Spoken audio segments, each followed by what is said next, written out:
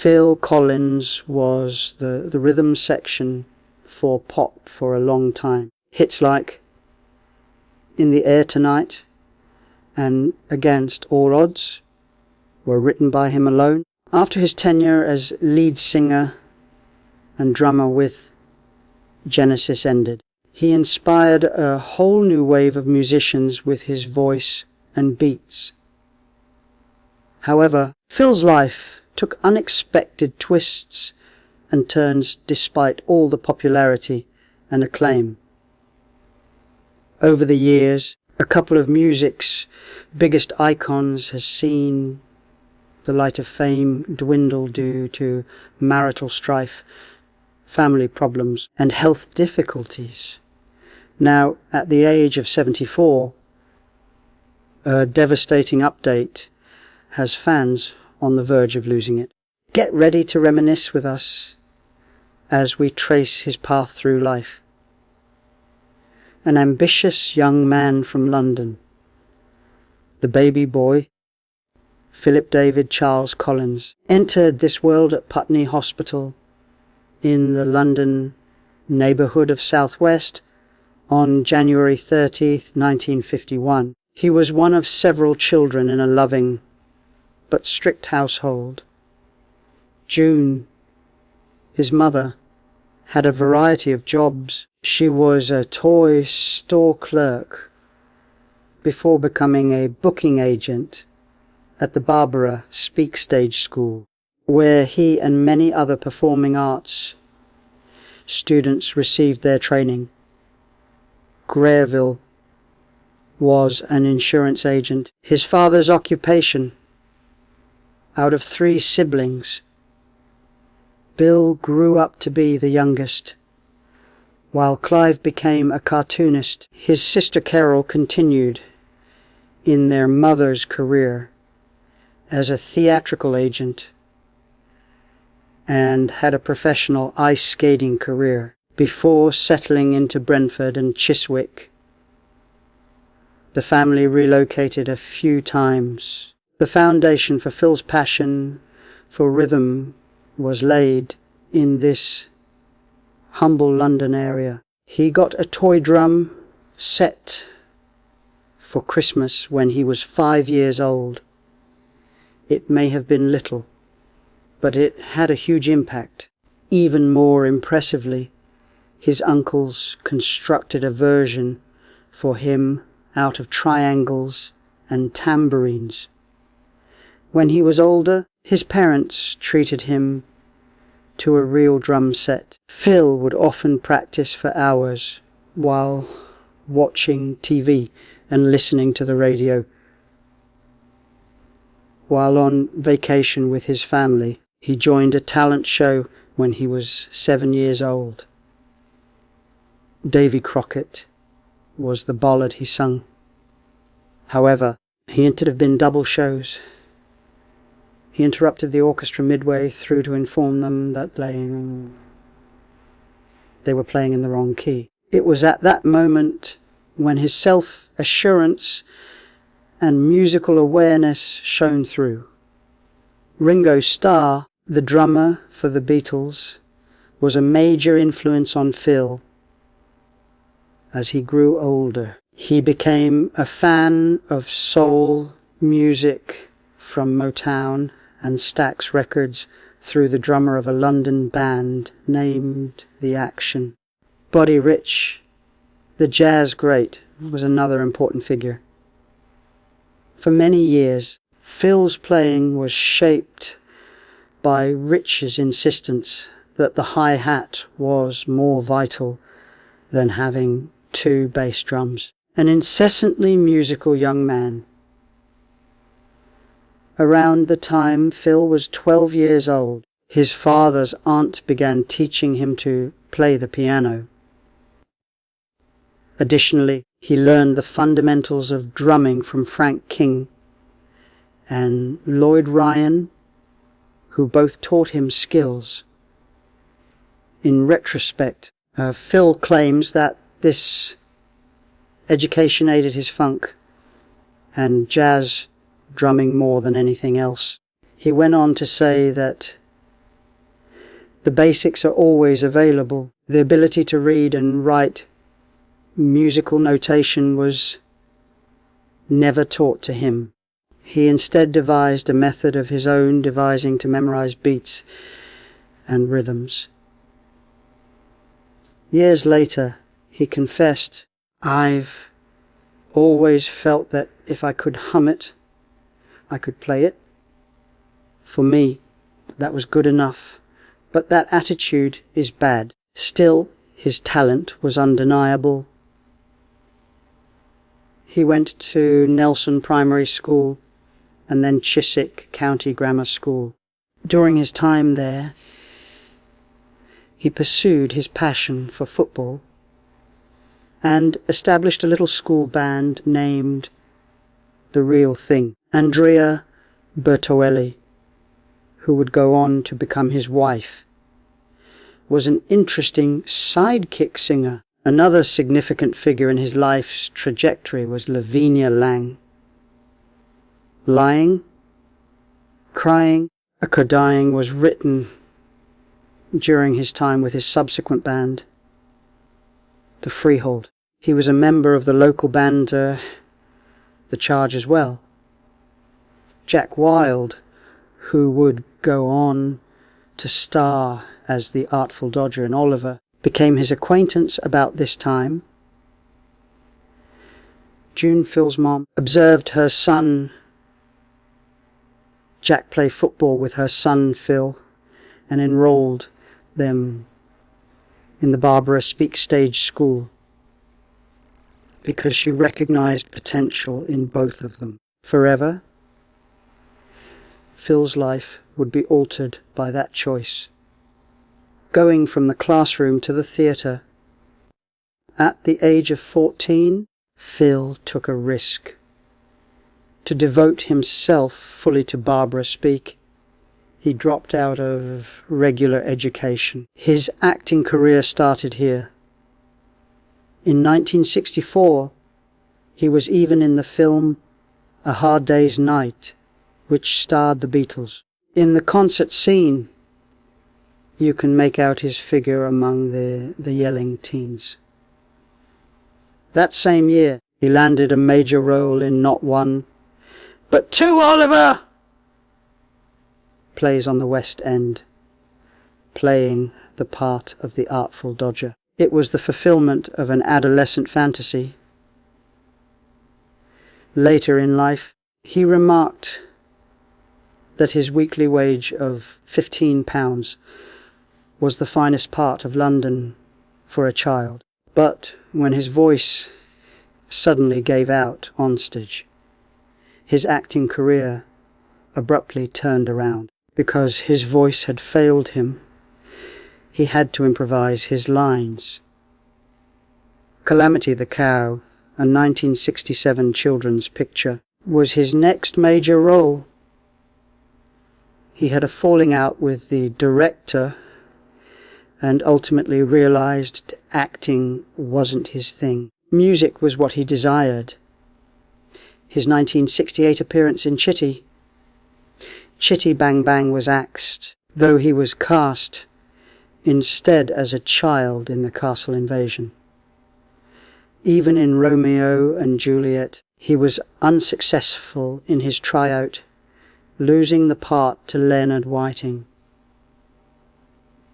He persisted in the face of adversity. The Crunch, a dance that had gained popularity thanks to an advertisement for Smith's Crisps, was taught by Phil as he journeyed around the United Kingdom in 1967.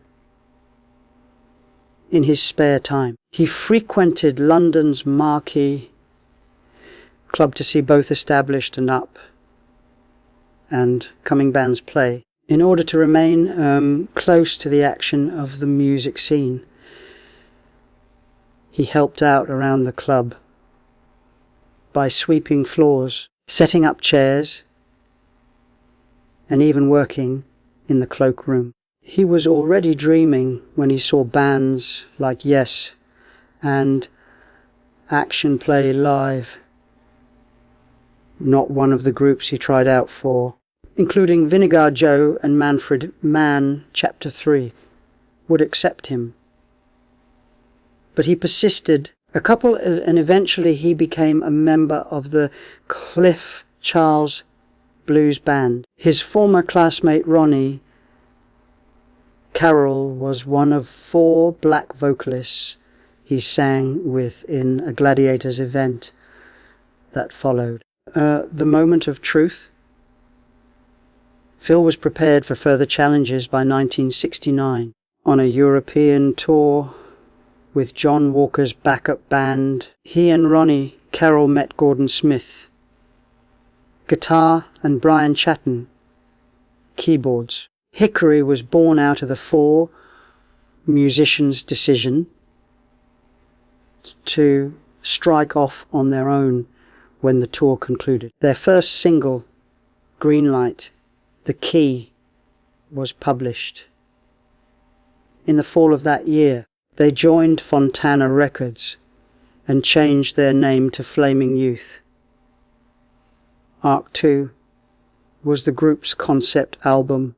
Alan Blakely and Ken Howard wrote and produced it, with their individual lead vocals on several tracks. The band conveyed a science fiction tale of a human race fleeing a planet in flames and relocating to space. Phil had discovered his life's work, even though the album didn't catapult them to stardom. Music.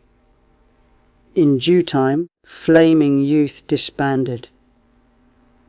However, Phil's fame was already well known among musicians. George Harrison's song, Art of Dying, featured his congas playing in May 1970. Years later, Harrison sent him a phony recording of his terrible performance as a joke, even though his part was removed from the final version. Harrison laughed and said it was all in good fun. When Phil apologized, Phil was amused by it. Not long after that, he arrived at Genesis. In 1970, he became a member of the band as a drummer. After Peter Gabriel left, he became the main singer barely 5 years later. In the late 70s, Phil drummed for the band Brand X, which was an exploration of jazz, rock music that he did alongside Genesis. He became more expressive through his songs as it progressed. The combination of his own pain and a passion for soul music in his early solo efforts struck a chord with listeners. I Must Be Going, Face Value, Hello, No Jacket Required, and But Seriously were all critically acclaimed and commercially successful albums. Many in the music industry hailed him as a titan of adult current and mainstream music from the 80s and beyond. Phil Collins, whose distinctive gated reverb, drum sound and strong voice made him an icon of his generation, achieved a new level of triumph in 1985 when he performed at both Live Aid concerts, a feat never before accomplished. Beyond Genesis, he re-entered the acting world after dominating the music industry, making cameo appearances in Miami Vice and starring in the 1988 picture Buster. With Genesis and his solo career, Phil Collins had already ruled the globe by the mid-1990s. However, he made the decision to switch things up in 1996. He stepped away from Genesis to concentrate on his solo work after a long career of touring and recording. It was a daring step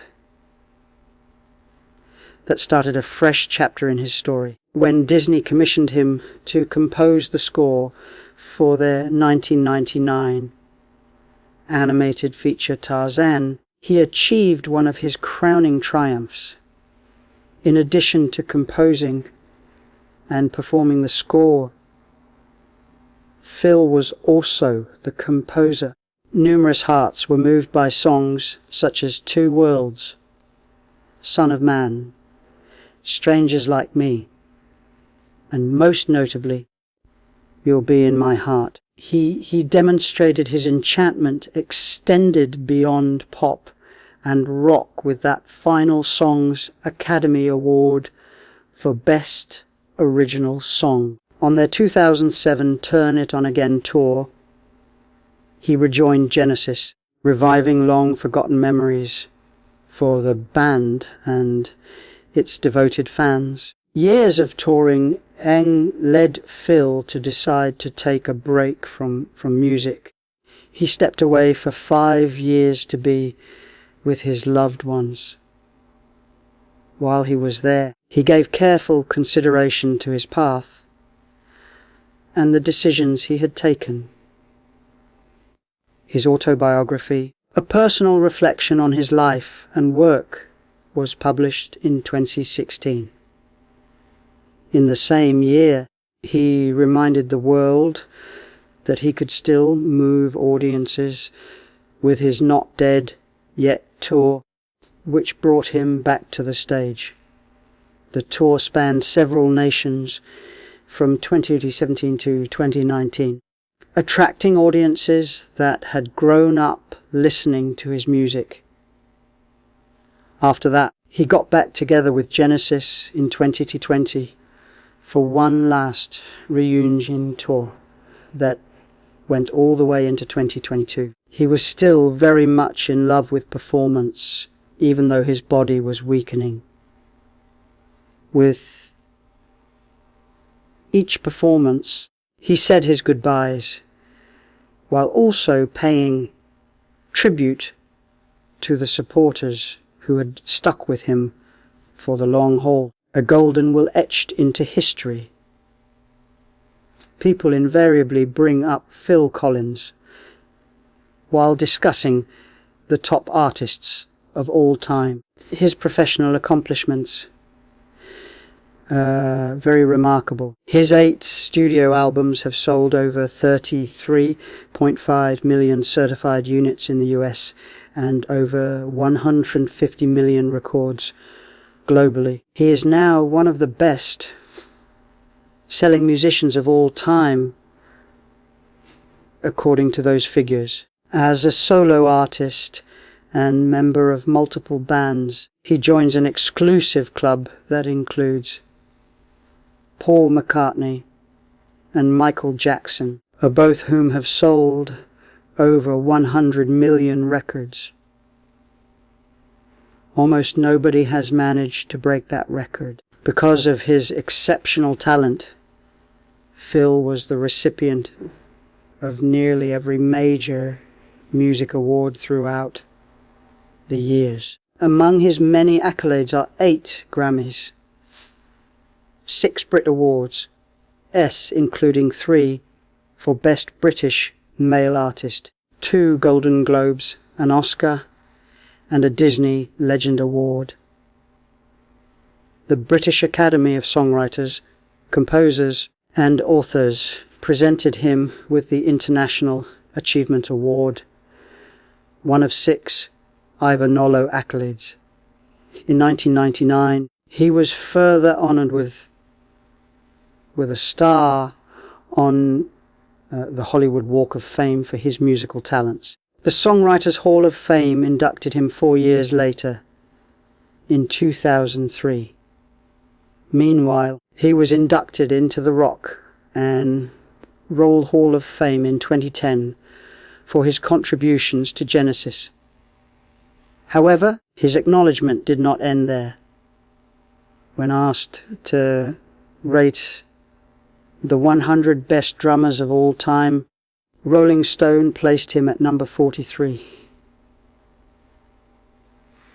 along with the Classic Drummer Hall of Fame the following year. He was also admitted into both the Modern Drummer and Classic Drummer Hall of Fames in 2012. These accolades were well deserved for a man whose musical journey began with a toy drum set when he was a little boy. His voice, songs, and rhythm were etched into the annals of music, but there was a completely different tale to Phil's private life, hidden behind all the accolades and stardom, one filled with love, loss, and life lessons gained through adversity, unity, tragedy, and loved ones. Phil Collins's private life has been just as eventful as his musical compositions. Each of his 3 marriages has changed him in its own unique way. At the tender age of 11, he wed Andrea Bertoelli, a Canadian girl he had met at a play class. Years later, at Genesis Vancouver performance, they were able to reconnect. They tied the knot in England in 1975 at the tender age of 24. Jolie, who was adopted by Phil, went on to become an actress and producer. She was Andrea's daughter. Simon, the couple's son, continued his father's musical career by playing the drums and singing. However, they divorced soon after. Divorce was finalized in 1980.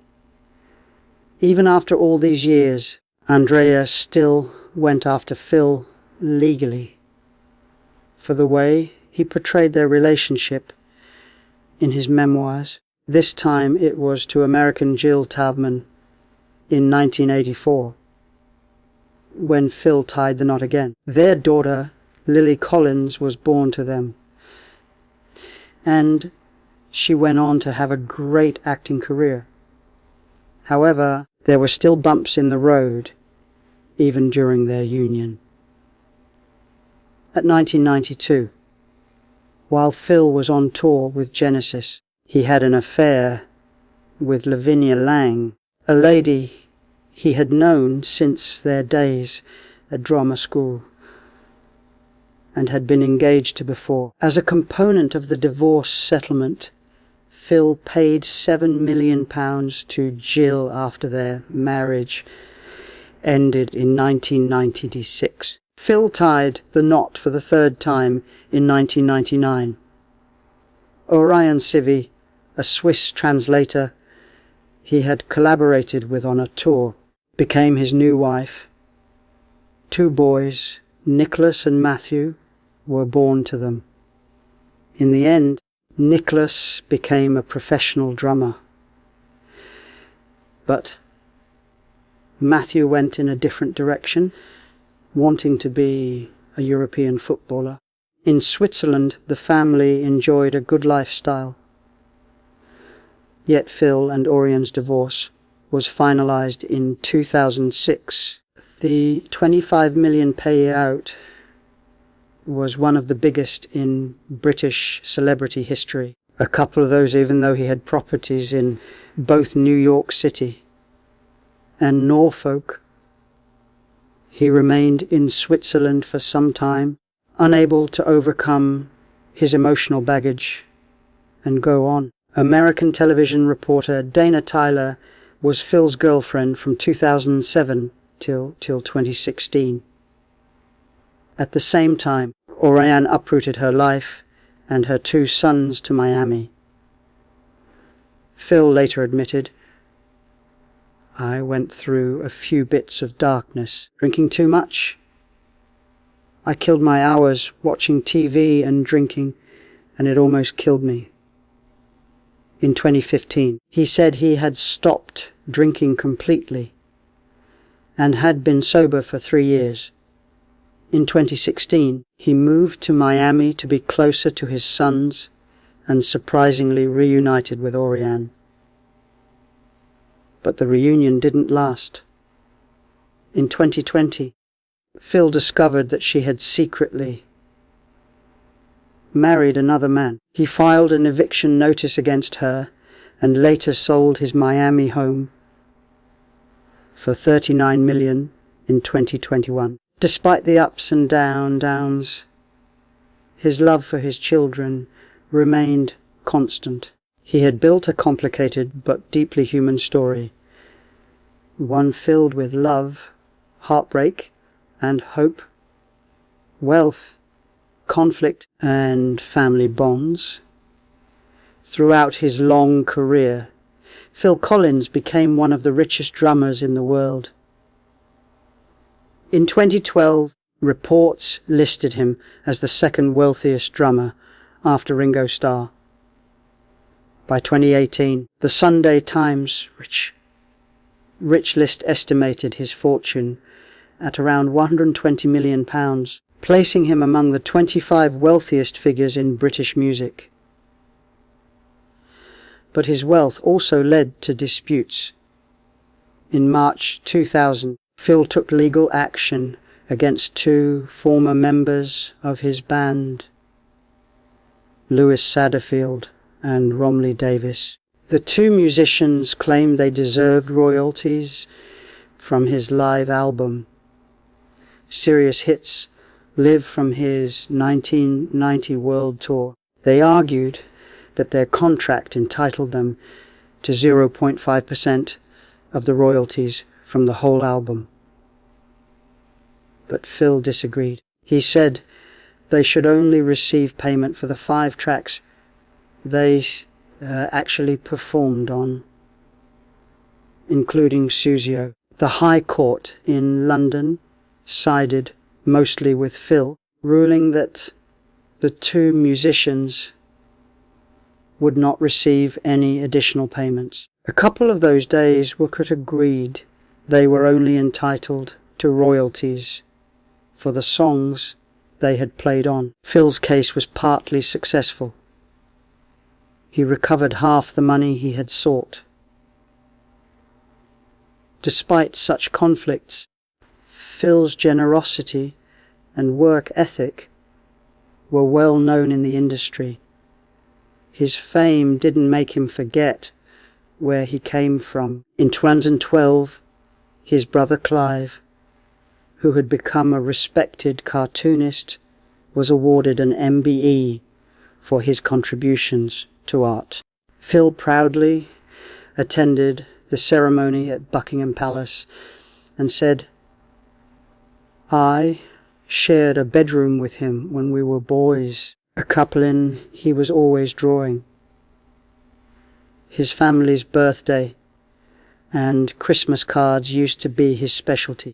As a guy who had experienced stardom, riches, tragedy, and recovery, Phil Collins's familial side was rarely on display. Life, however, had other intentions.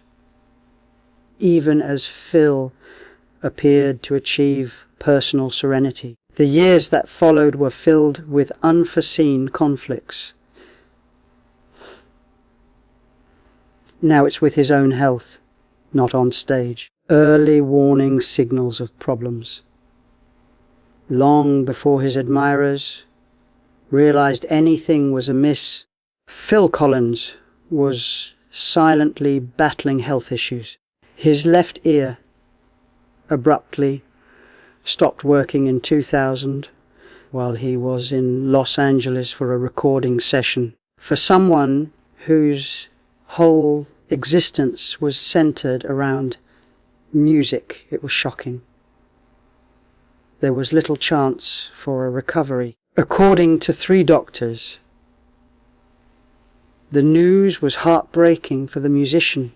Frank, nonetheless, persisted after physicians determined that a viral infection was to blame. His hearing mostly restored 2 years later. The issue gradually disappeared as a result of therapy. However, he never got over the terror.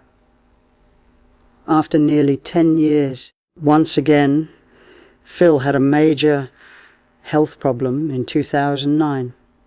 He had been performing for decades. A couple of those days and his body finally started to exhibit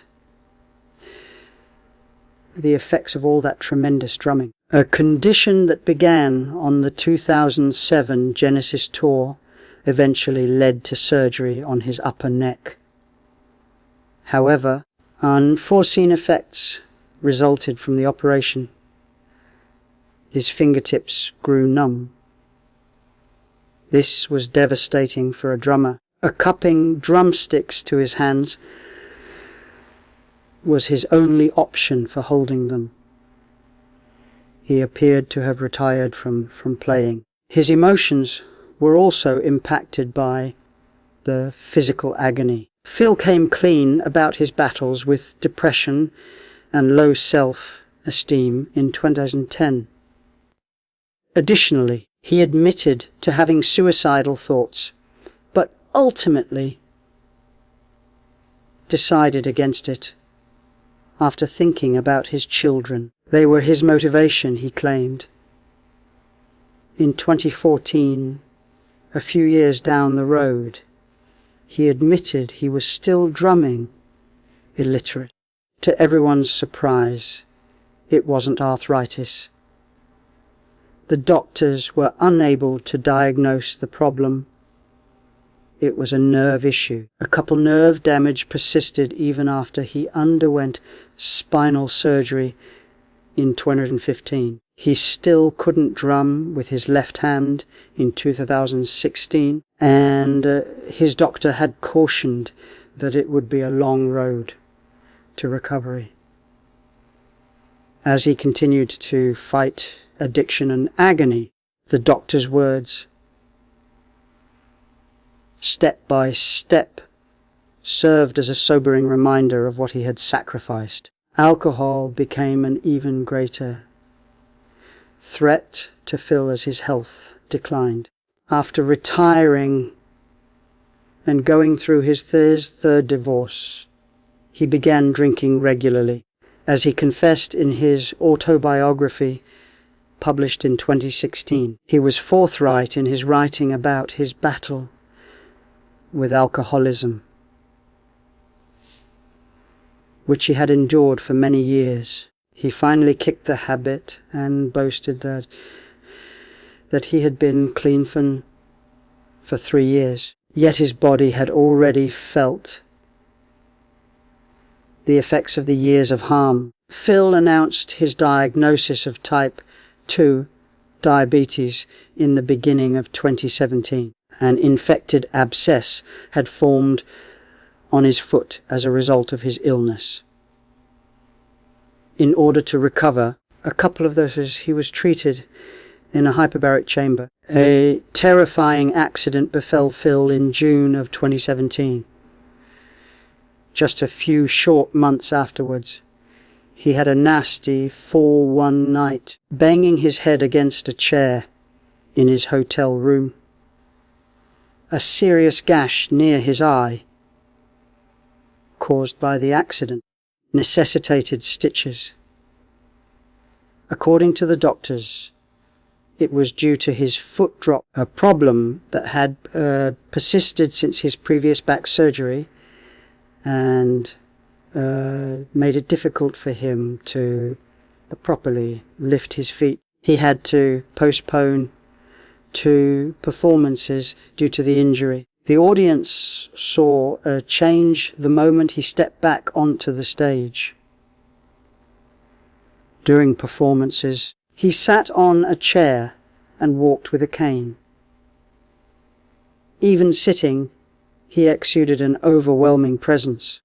Knowing what he had gone through, the crowd roared for him. Phil never pretended to be someone other than who he was, and his bravery continued to motivate others all across the globe. Slowly, but surely, his health was deteriorating, but he would not allow it to stop him. His manner of showing appreciation to his admirers was to perform even when seated as he frequently reminded them. According to an interview he gave, he stated, "Of course my health does change things. Doing the show seated changes things. However, he discovered that his health didn't hinder his performance. They continued to listen and answer. The reality was straightforward. Sitting on stage, he continued to give it his all, just like when he were filling stadiums with his drumming. Farewell, my dear." Phil Collins's health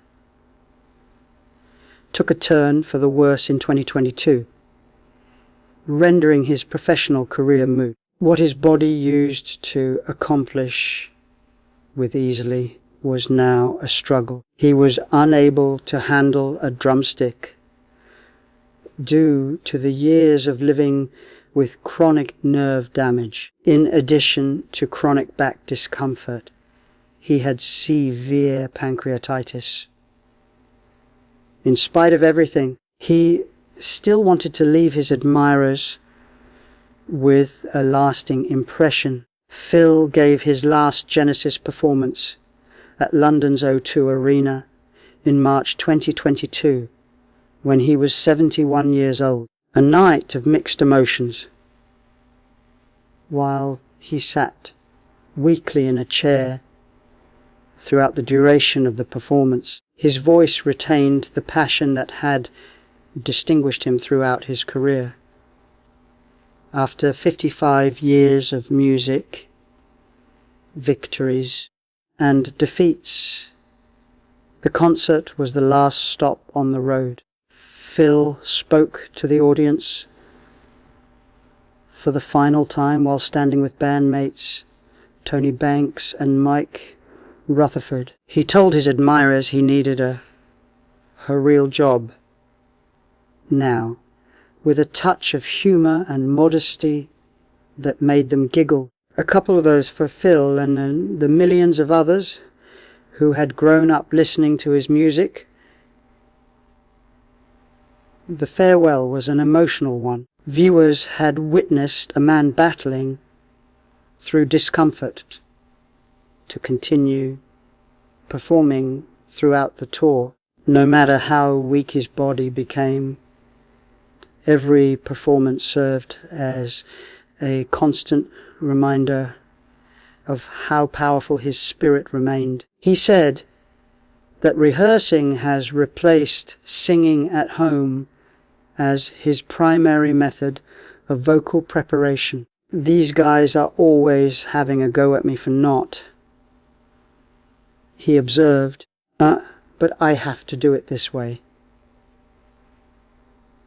He gracefully acknowledged that his health had altered his performance in every manner. He admitted that double shows, that it was not his preferred style of writing, but acknowledged that it was the way it was. He flew back to Switzerland after the tour to relax and be with his loved ones. Phil Collins has spoken up about his health in an unusual interview, returning to the limelight after a long absence. Fans are quite concerned about what he revealed. "I've been somewhat ill recently." Despite his illustrious career, the 74-year-old Genesis vocalist recently revealed that he has been dealing with life-altering health issues. According to Phil's interview with Mojo magazine, he said, "I keep thinking I should go downstairs to the studio and see you and see what happens. But I'm not hungry for it anymore. The thing is, I've been sick. I mean, very sick."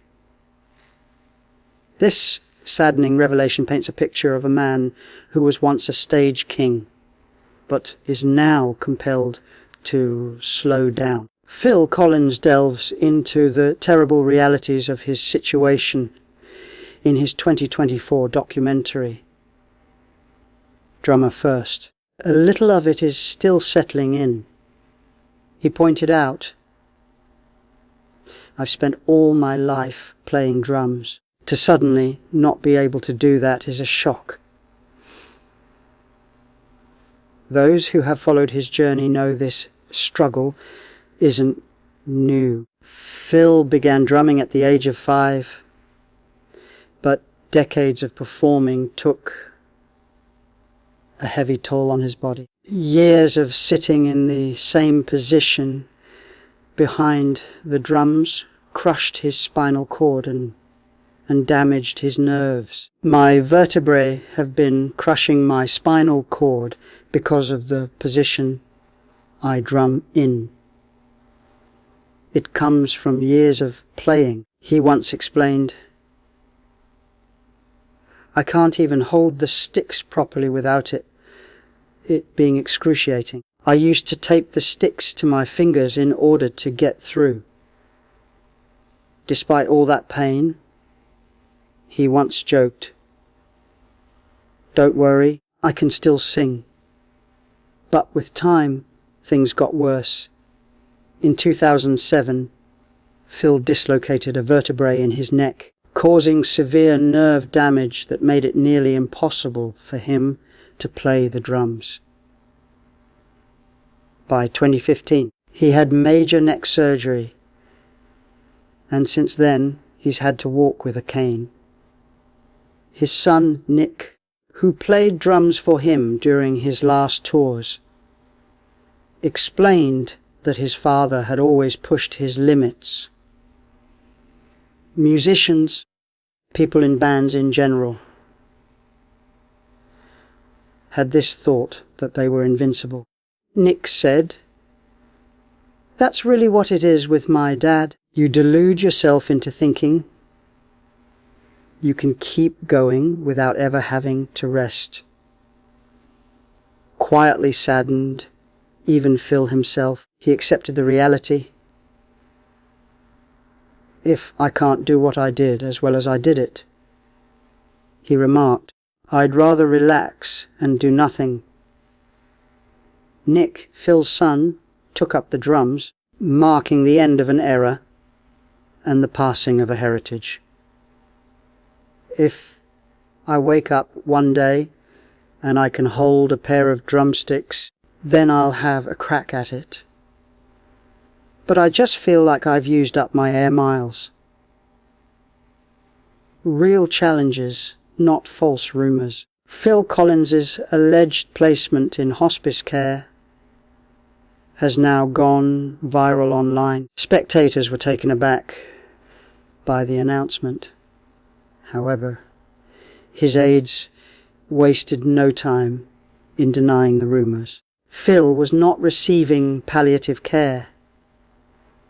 He had knee surgery and was recuperating in the hospital. A representative for him has reassured his admirers that despite his major health problems, he is not terminally ill. His present state is still precarious.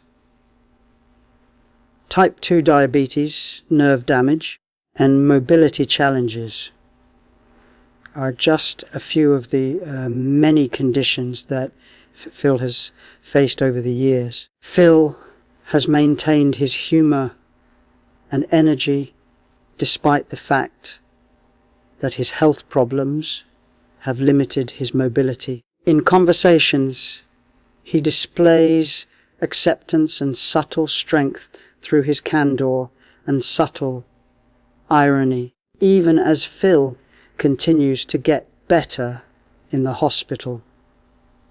His supporters are keeping him in their thoughts and prayers, even though the 74-year-old icon is no longer performing. His legacy lives on. His son Nick continues his father's musical tradition, and his daughter Lily has found success in the acting world. Can you think of a Phil Collins song or performance that gives you the willies to this day? Is Phil's legacy more impactful and motivating because of his health problems, in your opinion? Leave a comment with your ideas.